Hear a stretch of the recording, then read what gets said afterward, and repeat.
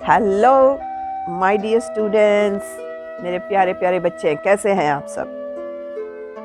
मेरे पुराने एपिसोड तो देख चुके होंगे। चलो, इस एपिसोड को मैं एक कहानी से शुरू करती हूँ। जब कुछ भी नहीं था इस सृष्टि में,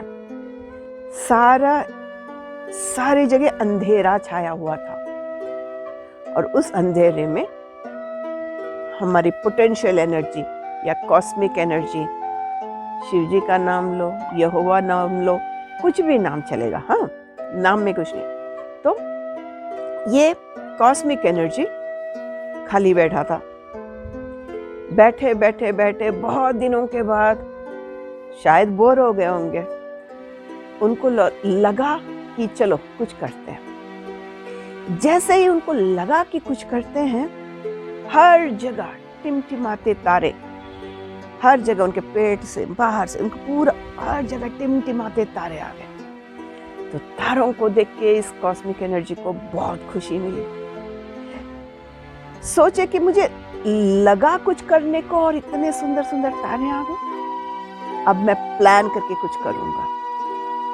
एक तारे को चुने और उस तारे में जितने उनके दिमाग में अच्छे विचार, अच्छे सोच, इमेजिनेशंस आए, वो सब उस तारे में भर दिए। जितने रंग उनके दिमाग में आए, जितने कॉम्बिनेशंस उनके दिमाग में आए, वो सब उस तारे में भर दिए। तो वो तारा एक ब्यूटीफुल प्लैनेट अर्थ बन गया। इतना सुंदर वो अर्थ क्रिएशन था। अब कॉस्मिक एनर्जी को लगा कि मैं इससे करूं क्या। सोचे और डिसाइड किए कि वो अपने क्रिएशन को खुद एंजॉय करेंगे। तो उसको करने के लिए क्या था? पहले अपने आप को अपने से सेपरेट करना था, है ना। हर जगह कॉस्मिक एनर्जी थी, तो वो फुल कॉस्मिक एनर्जी से अपने आप को सेपरेट किया। और फिर उनको चाहिए थे आंख, कान, टेस्ट, फीलिंग, है ना। ये 5 सेंस ऑर्गन्स के साथ वो अभी मेरा वीडियो सुन रहा है। हाँ जी, वो आपके जैसा पैदा हो। सिर्फ आप ही नहीं, ये सृष्टि को, इस अर्थ को वो हर एंगल से एंजॉय करने चाहते थे। इसीलिए छोटे छोटे कीड़े मकोड़े, और उससे भी छोटा क्या होगा? एमीबा। हाँ, एमीबा से छोटे, जो हम इमेजिन भी नहीं कर पाएंगे, उससे लेकर हाईएस्ट इंटेलेक्चुअल बीइंग्स जो हम हैं, हमारे जैसा वो बना। ये स्टोरी भी मैं क्लासरूम में बता चुकी, है ना। अब आप है कौन? You are the cosmic energy in that body, है ना। अब इस बॉडी में कॉस्मिक एनर्जी क्या है, ये मैं पीपीटी में बता दूंगी। तो my dear students, welcome back to better mind for better life. मेरा नाम प्रभावती है। तो आज मैं जो डिस्कस करने वाली हूँ उसका नाम है पंचकोश।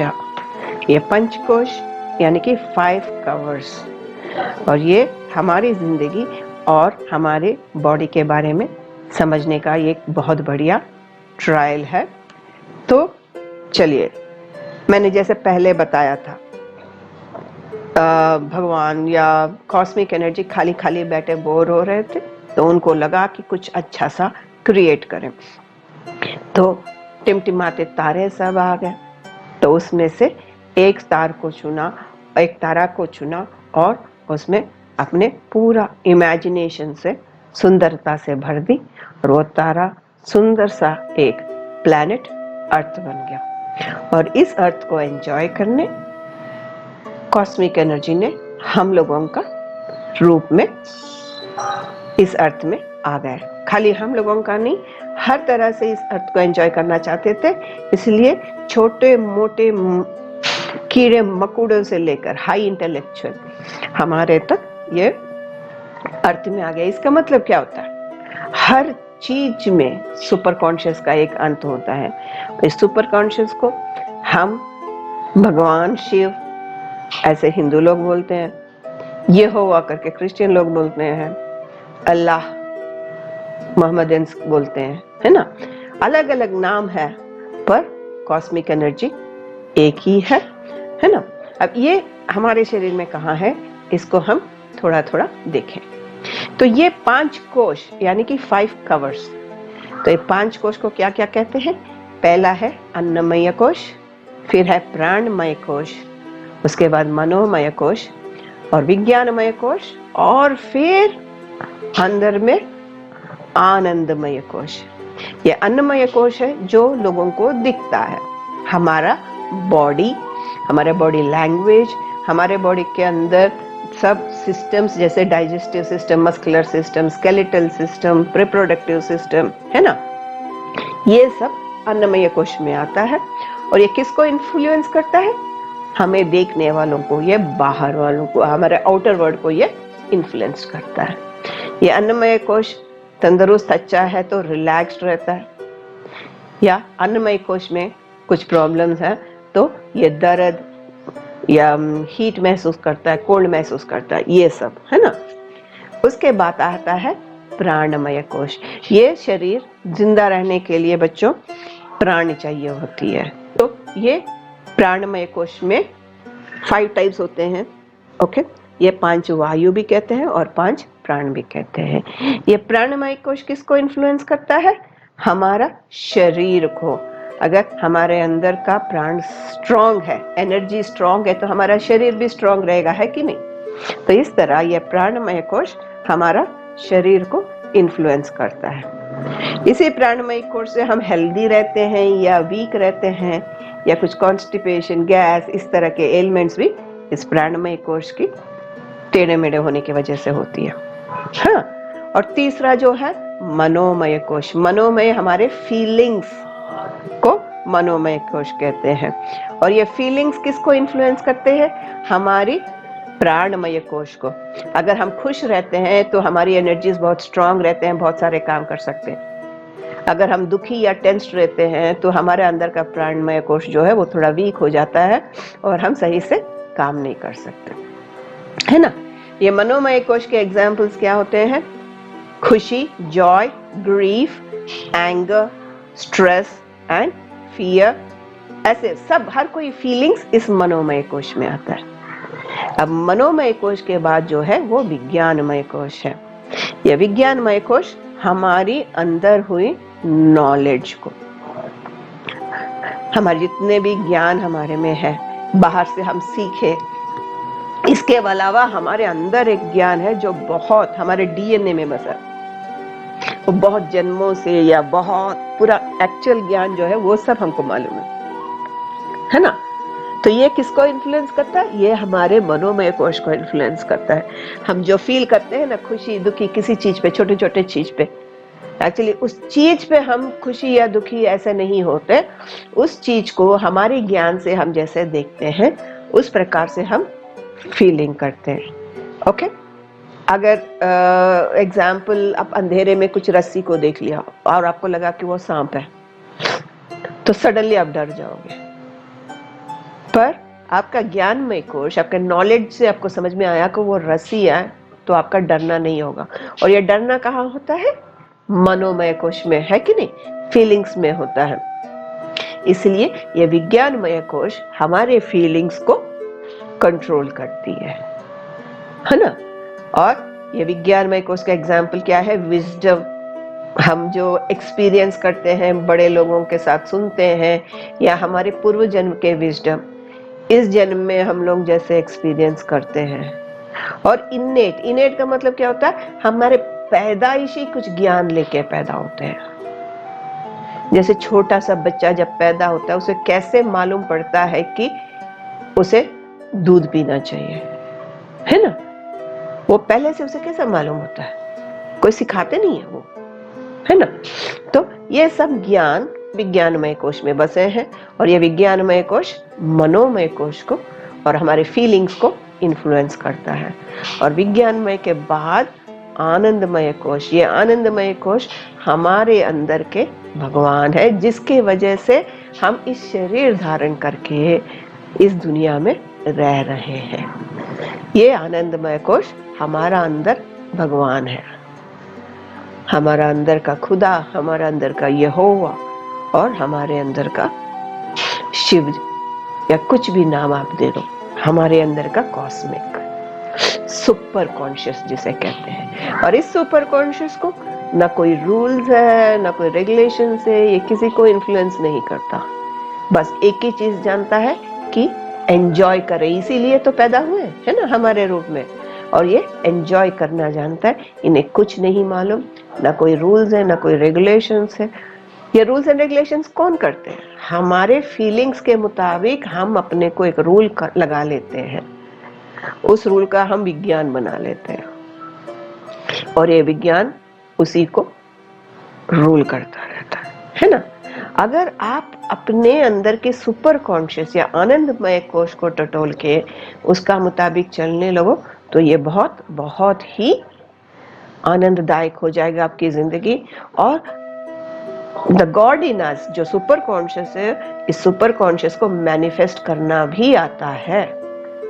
अगर आपकी सुपर कॉन्शियस तक आप ये सोच लें कि ये काम मेरे लिए जरूर हो जाएगा, ना वो कोई फीलिंग्स से इन्फ्लुएंस होगा, ना कोई वो प्राणों से इन्फ्लुएंस होगा, ना कोई नॉलेज से इन्फ्लुएंस होगा, खाली मुझे मालूम है कि मेरा ये काम हो जाएगा, वो विज्ञानमय कोश में थोड़ा लिख लेते है ना, तो वो काम जरूर हो जाता है बच्चों। पर हम हर समय जो सोचते हैं ये होना चाहिए, वो क्यों नहीं होता?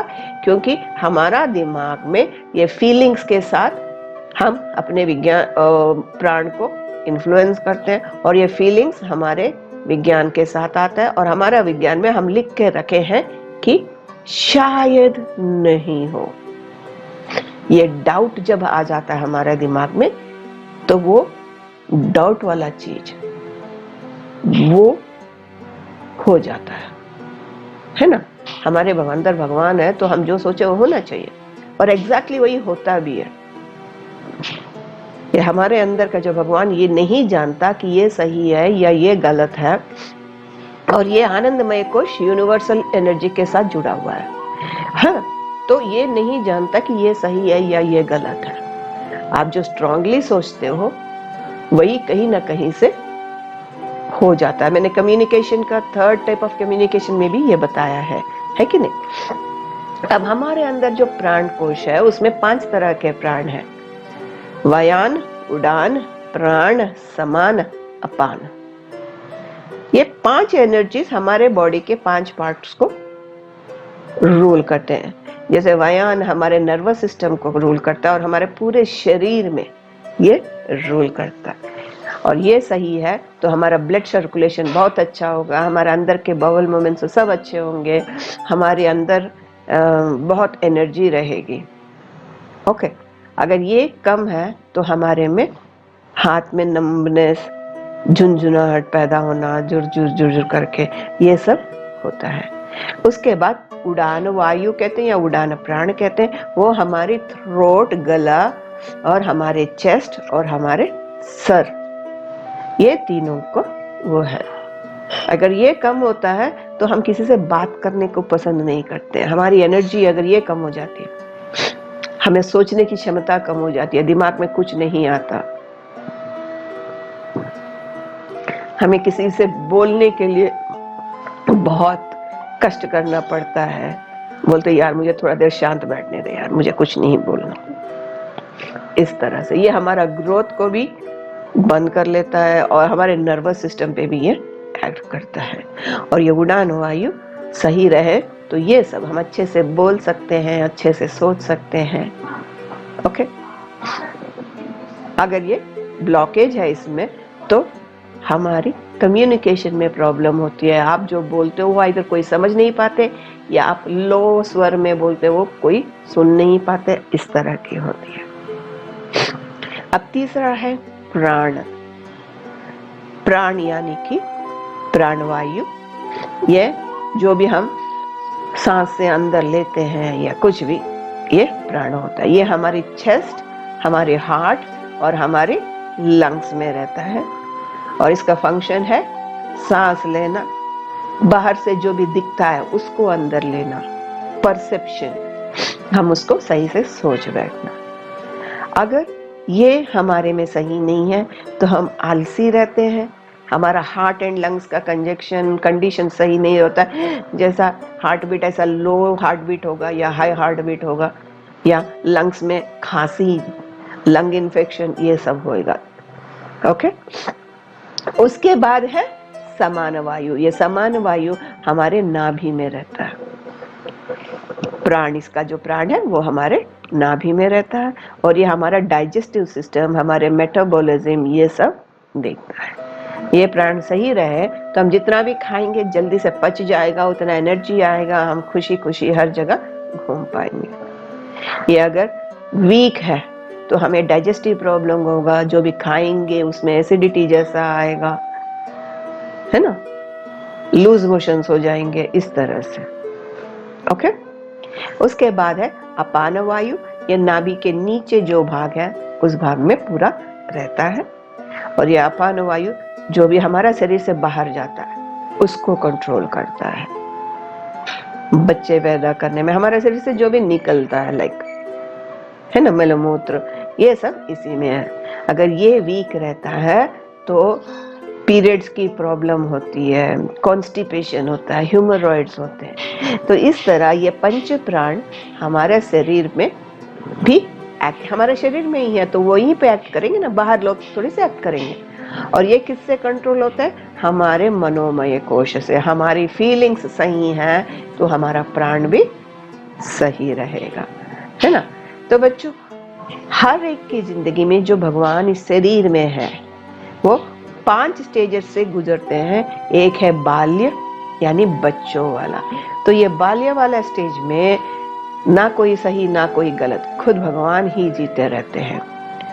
हम कपड़े पहने या नहीं पहने, हमारे नाक से सिंगड़ा निकल रहा है, नाक से पानी पानी निकल रहा है, हम कहीं मुंह दिए, गंदे हो गए, अच्छे हो गए, कुछ फर्क नहीं पड़ता, है ना। बच्चों को तो ये बच्चे खाली क्या कहते हैं, दिल खुश करके कहाँ भी हो खेल लेते हैं, कहीं भी सो लेते हैं और भूख लगे तो रोके खाते हैं।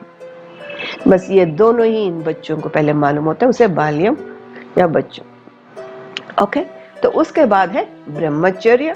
ये ब्रह्मचर्य का मतलब होता है हम यहाँ सीखना शुरू करते हैं, इस दुनिया के तौर तरीके हो या कुछ भी हो, और इसी में हम अपने रूल्स एंड रेगुलेशन। पुराने जमाने में इस ब्रह्मचर्य के टाइम पे गुरुकुल भेज दिया जाता था, जहाँ पाठ के साथ, पढ़ाई के साथ जीने के हर कोई स्किल्स इन्हें सिखाया जाता था। लकड़ी ले आओ, काट के उसमें से कुछ बनाओ, आर्चरी, बाण, धनुर्विद्या, है ना, और प्लानिंग, ये सब ये ब्रह्मचर्य में गुरुकुल में सीखते थे। अभी हम क्या करते हैं, स्कूल में सीखते हैं। और स्किल सीखने के बजाय हम लोग डरना सीखते हैं, कॉम्पीट करना सीखते हैं, एक अलग तरीका विद्या हम लोग यहाँ पे सीख लेते हैं। उसका बाद होता है गृहस्थी। गृहस्थी यानी कि शादी किए, इसमें भी भगवान हम में से कुछ एंजॉयमेंट लेता है ना। तो इस गृहस्थी में क्या करते हैं, जो हमने ब्रह्मचर्य में सीखा उसको लेके हम गृहस्थी बसाते हैं और एक फैमिली राइज करते हैं। उसके बाद योगाश्रम, योगी कहते हैं। जब हम शादी में गृहस्थ हैं, बच्चे बड़े हो रहे, तो आहिस्ते आहिस्ते हमारा ध्यान हमारी सुपर कॉन्शियस की ओर, क्योंकि हमारे जो इस वर्ल्ड में जो ड्यूटीज था वो ऑलमोस्ट खत्म हो गए। पढ़ाई कर लिया, बच्चे पैदा किए, फैमिली कर लिया, उन लोगों को स्थिर कर लिया। उसके बाद क्या, आहिस्ते आहिस्ते इस दुनिया के भगवान को, इस दुनिया के रिलेशंस को काट के हमारे अंदर की पर्पस को ढूंढने का होता है, हमारे अंदर के परमात्मा को ढूंढने का होता है ये योगाश्रम। उसके बाद आते हैं वानप्रस्थम, जो 60 साल या 70 साल के टाइम पे, पुराने जमाने में जब बच्चे बड़े हो गए, उनको सारी दुनिया के रेस्पॉन्सिबिलिटीज उनको दे दिया, क्योंकि वो भी यही सभी स्टेजेस में जाते रहते हैं ना, तब सब छोड़ छाड़ के वन में चले जाते, इसलिए वानप्रस्थ उसे कहते थे। आजकल कहीं वन नहीं मिलते, है ना, तो हम वानप्रस्थ नहीं कर सकते।